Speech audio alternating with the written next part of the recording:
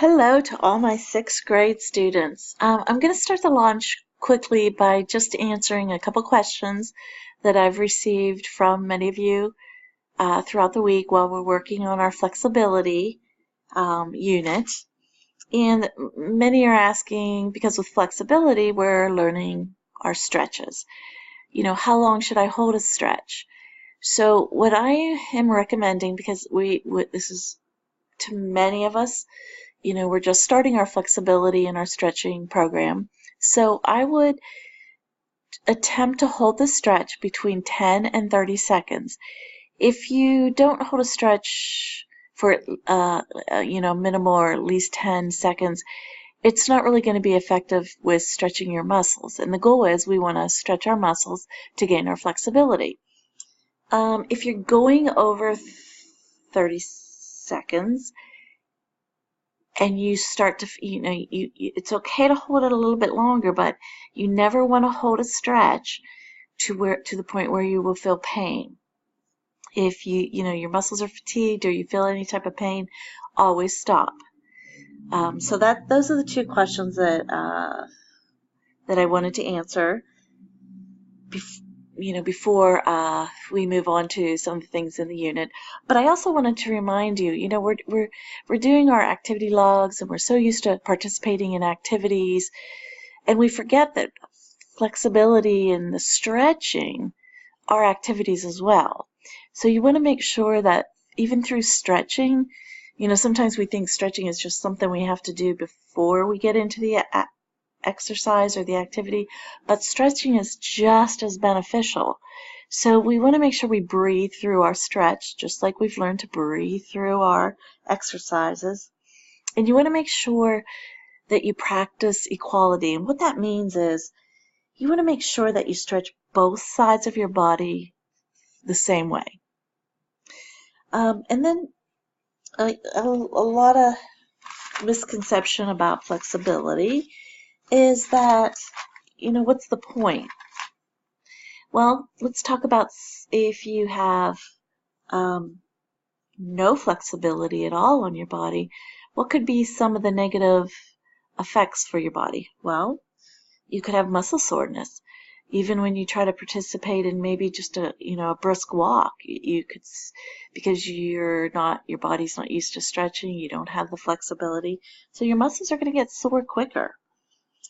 You also risk injury. If you're not adequately stretching and working on increasing your flexibility, the risk of injury during activity is greater. Posture.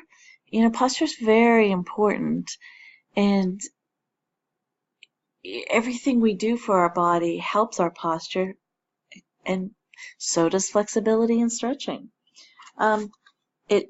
Many people, when you get older, not so much your age, but they complain about lower back pain. If you continually work and increase your flexibility throughout your life, you will and could eliminate having that lower back pain. It really, it hinders your blood flow.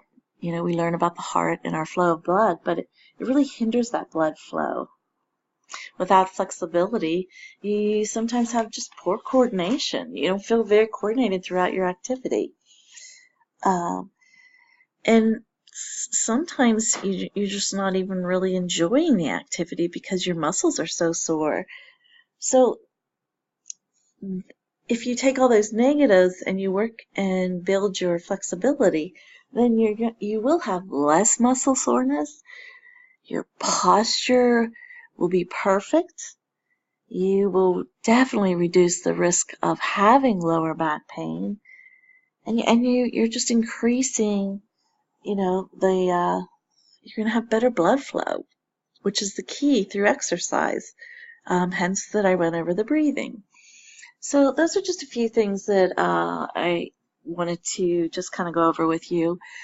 The other question I'm getting is, what do we do for this assignment? For the show and explain your flexibility routine.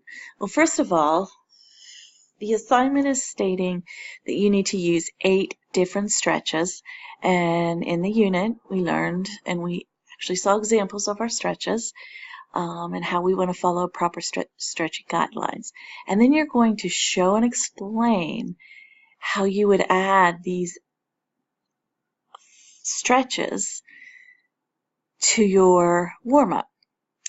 And the different tools that it's allowing you to use is you could video your stretches. You could use pictures, maybe some type of slideshow. You can use clip art. You can paint. Now, those are the examples given in the unit, but what I am going to accept is you can discuss it. You can give me a written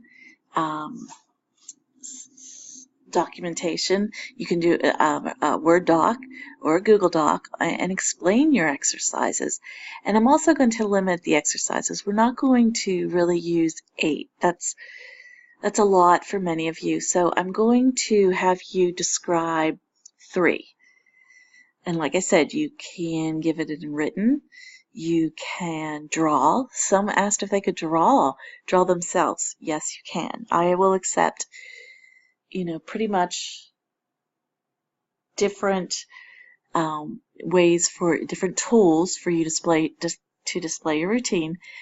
If you have an example of something I haven't mentioned and would like to ask me if you could use that tool, please do.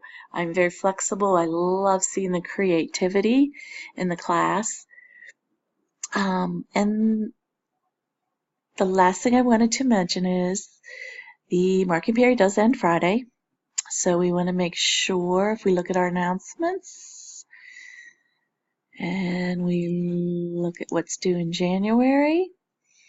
So pretty much you should have done through to assignment 3.02 for your grades. That's what's going to be counted on the marking period. So that's kind of the goal you want to set this week, but those are the 2 assignments due this week, and you had last week off, so you should really be able to use that.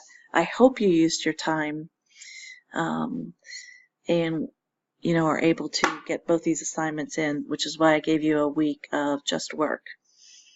Other than that, I have nothing else this week. If you need help, please find me on Hangout, email. I can call you, and please don't ever hesitate to reach out because I really enjoy working with each and every one of you. Have a good week.